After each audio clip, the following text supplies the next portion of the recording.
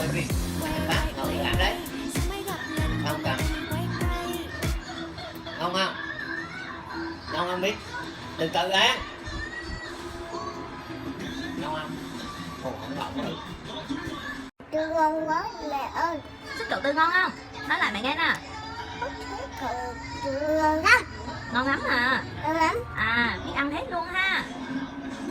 Để chưa kia.